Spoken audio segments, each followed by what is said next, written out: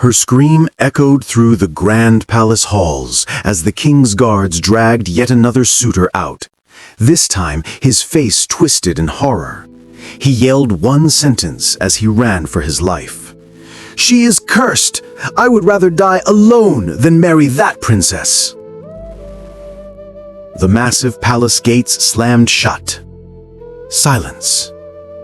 Princess Amina stood there, eyes filled with tears and a heart that had been rejected one too many times. In the prosperous kingdom of Ayero, beauty was celebrated as if it were a divine blessing bestowed only upon the worthy. The land was lush, music filled the air daily, and the people had everything they needed except a queen. The king, His Royal Majesty Oba Mahadu, had only one daughter, Princess Amina. Amina was unlike any princess stories you have heard. She did not have the perfect looks society expected. She had a birthmark covering half her face, stretching from her left eye to her chin. Some called it a stain. Others claimed it was a curse. But Amina was smart, kind, brave, and educated. A princess who spent more time with scholars, doctors, children, and farmers than she did in royal makeup or jewelry. Yet, no one saw any of that. All they saw was the birthmark.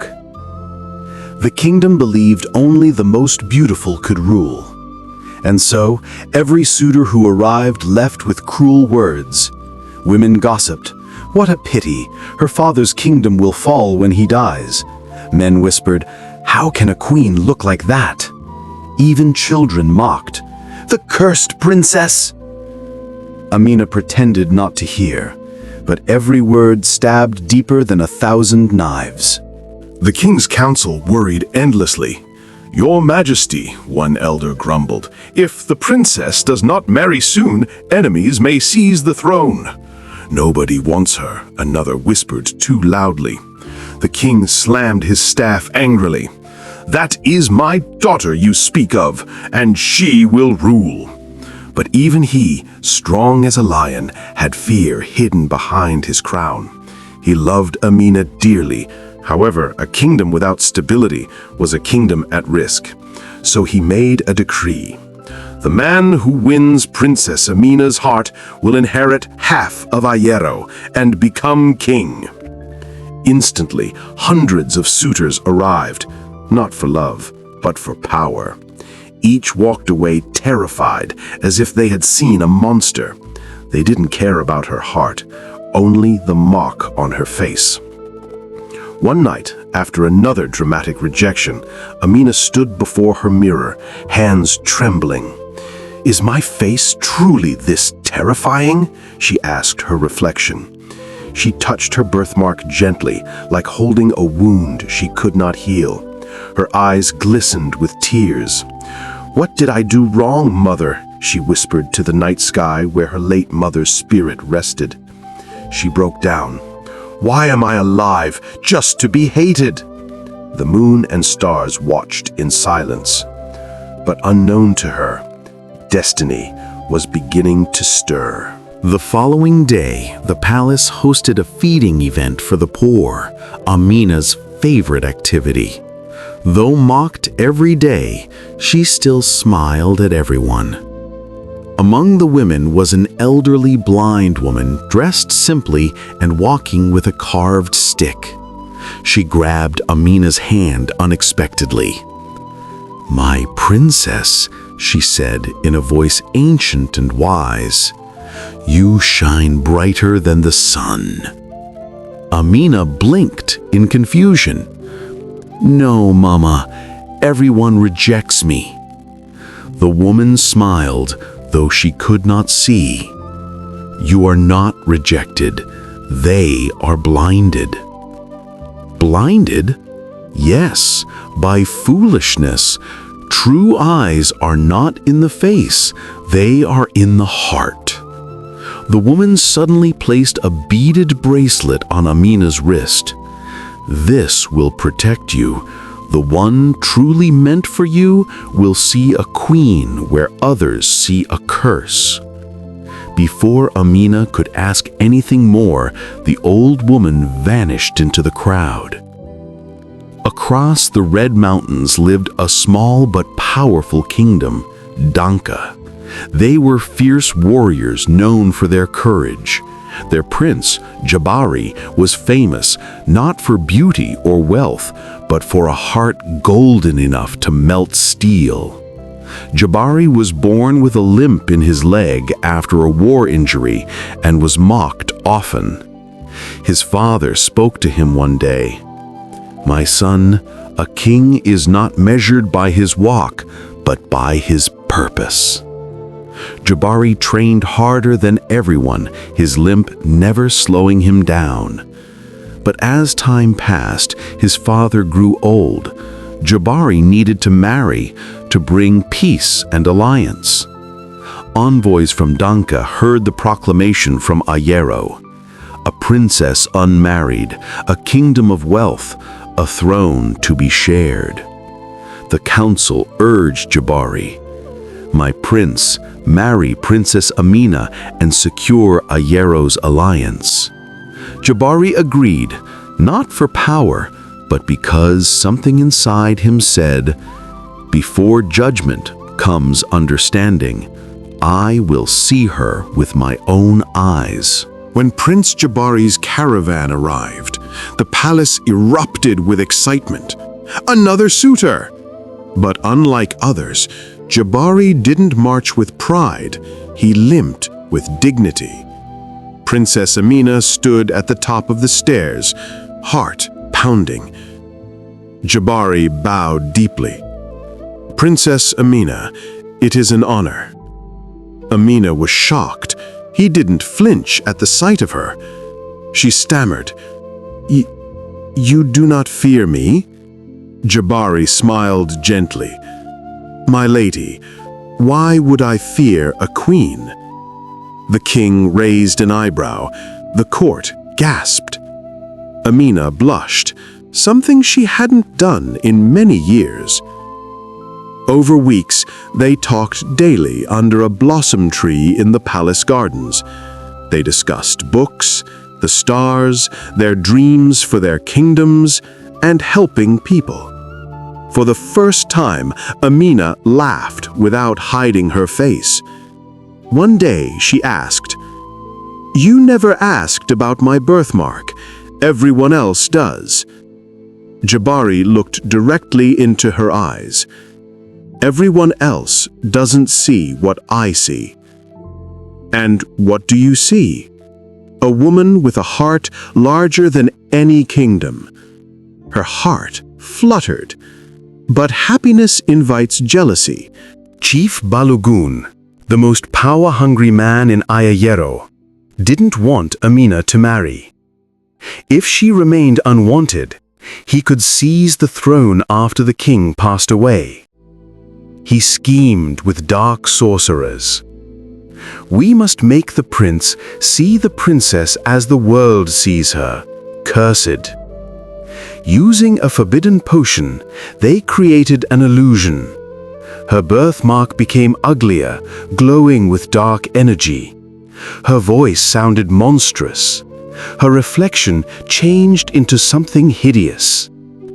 The next morning, when Amina smiled at Jabari, he froze, fear flashing in his eyes for the first time.